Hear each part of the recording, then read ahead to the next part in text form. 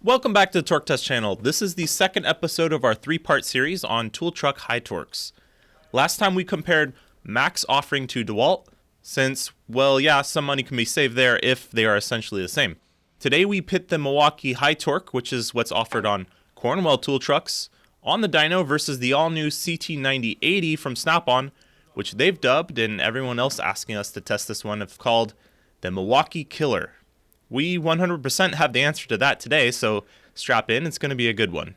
This is the new CT9080G model, G for green, we have thanks to YouTuber Powerstroke Jude. And you should give that channel a click below because without old Jude coming in clutch, we wouldn't be able to show you off this puppy today. That's because despite its meager looking packaging, this one comes in at a wallet crunching $972 as a kit. Even at $540 bare, this is the most expensive half-inch impact we've ever come across. The Milwaukee, for comparison, is sold as a kit as low as $349 or around $230, $240 as a bare tool. If there's a more expensive high torque out there than the Snap-on, please don't mention it in the comments. We don't even want to know about it. Snap-on's been getting a bad rep lately on their cordless offerings. Some say deservedly so. Their CT9010, which is a sort of compact, sort of not, hasn't blown too many people out of the water compared to most cordless brands that you can find just walking into a store, unless we're talking about price. I mean, we are talking about made in the US here, and made in the US brushless motors, not common. Their until recently latest high torque model, the CT9075, has often been compared to in power to the Milwaukee 2767 we'll be seeing today.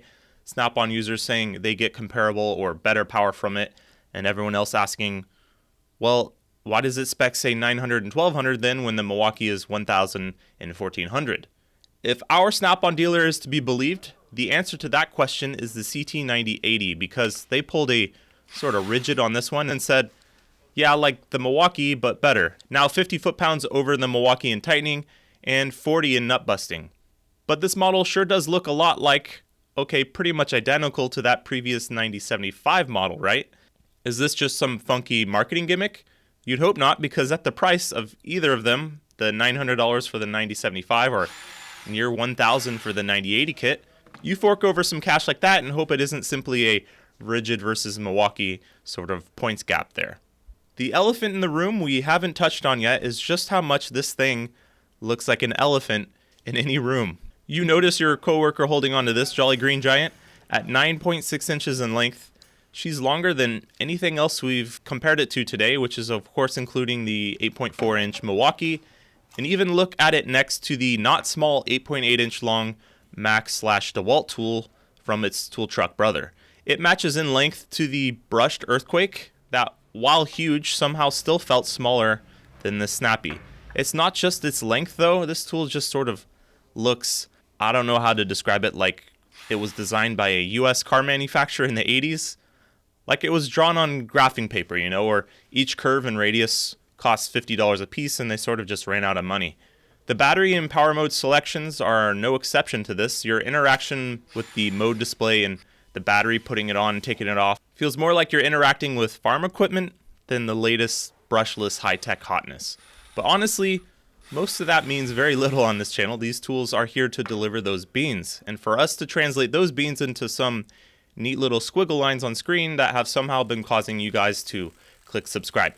If you want records on all of those beans, remember you can always purchase our live weekly updated chart from our store, or if you buy anything from our T-store, just forward that receipt to torquerank@gmail.com for a link to all of our live updated rank charts.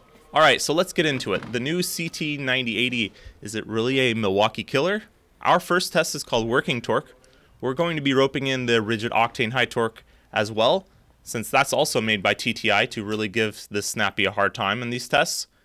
Here's those two hitting the dyno quite hard.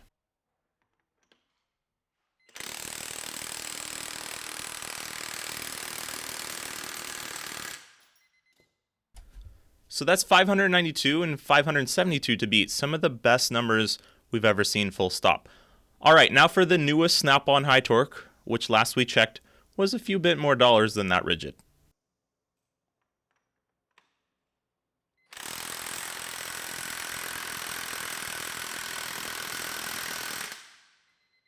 634, well into the 600s this early. That's pretty spicy already. The only tool to talk that kind of language in half inch on this channel has been the Ingersoll Rand 1500 foot-pound rated cordless that saw 639, just a couple of foot-pounds higher. But that impact sort of teetered out on later tests for whatever reason, coming out the gate hot but being winded back in when it came to peak torque. Is the same story in store for the Snappy with its potentially less modern and flashy lithium battery pack? Only more tests will tell. Our next one is called Max Torque, 10 seconds in reverse. Here's how the Milwaukee and Rigid do.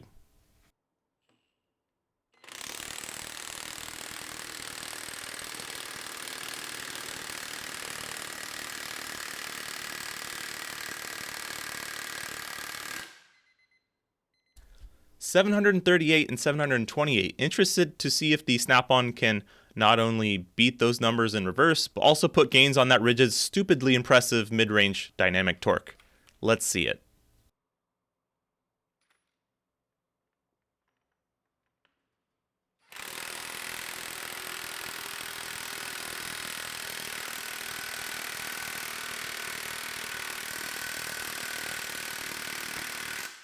$770. The Snap-on's already seeing impressive best case scenario sort of numbers from a shorter max torque test. This is getting good. What is not always so awesome though is how this Snappy can beat you up worse than Sugar Ray Leonard. The Milwaukee is not a favorite around the shop when it comes to our wrist breaking score, and it got a 7.5 out of 10, feeling like a Hilti branded jackhammer that your boss saved some money on by purchasing off of Alibaba. The Snap-on says LOL to that 7.5 and takes it up to an 8.5 with heavy vibrations that at times had our boy Test saying things like, okay, you do the next run. A 9.0 is a record so far on this channel, so it comes close to that. One advantage TTI has on the Snap-on, besides shaking slightly less, is their battery offering, and especially when it comes to Milwaukee, that HD 12.0. Since that's an advantage Milwaukee can enjoy and Snap-on's battery selection is limited only to 18650 cell sizes, let's see how the Snap-on fares against the Milwaukee High Torque with an HD 12.0 battery. Here's the best of all these tools have done on screen at the same time. Fresh off the charger 5 amp hour on the Snappy, and ditto for the 12 amp hour on the M18.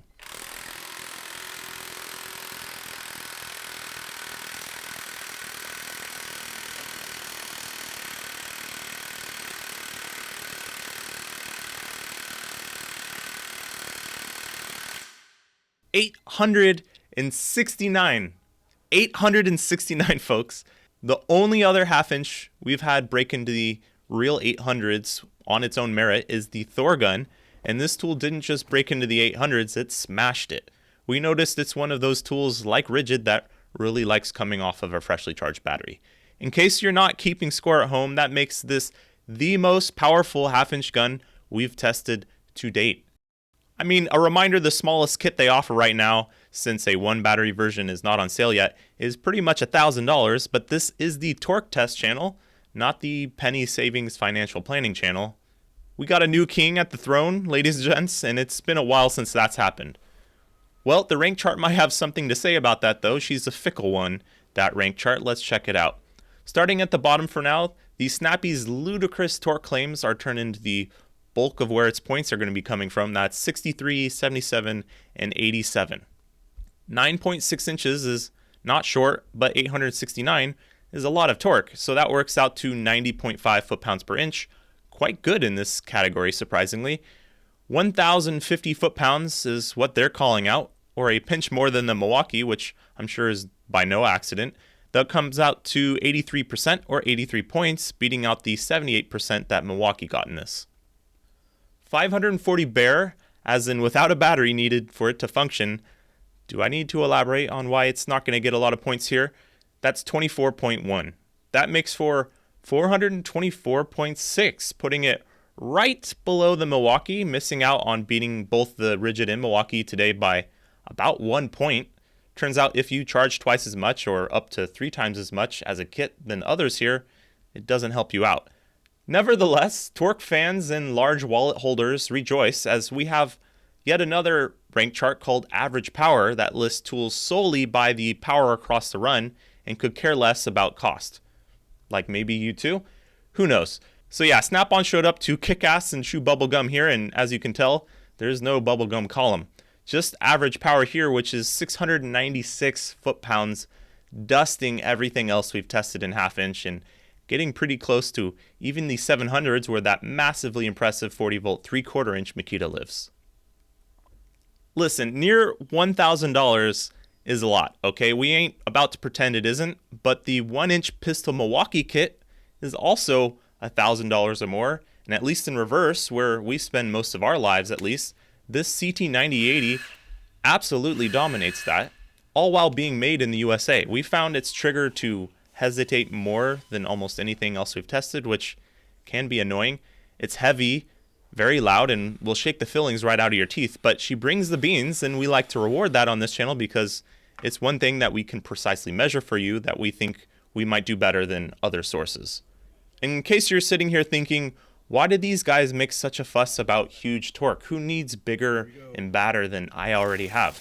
Check out this clip from our friend Powerstroke Jude, who loaned us this very gun.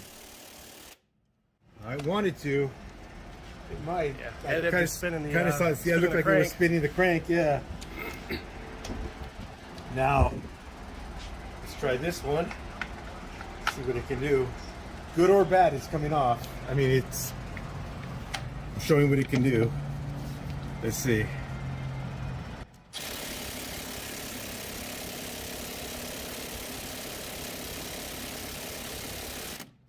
Same thing. That's the infamous Honda crank bolt, and while both high torques only saw, 5 seconds worth of attempt here, that was this same monster powerhouse #1 ranked tool that you saw today.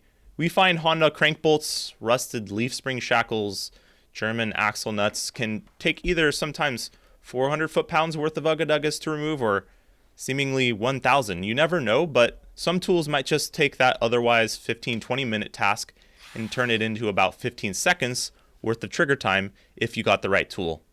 Hold on tight, as this is just episode 2 of 3 of our tool truck series. Next up, we will have the Matco 20-volt cordless gun rated for 1,600 foot-pounds that we had to sell a leg to buy. We've been using it around the shop and just started testing and can already tell it's going to be a good episode. Click subscribe to not miss that. Click the like button to feed the algorithm. And thanks for watching.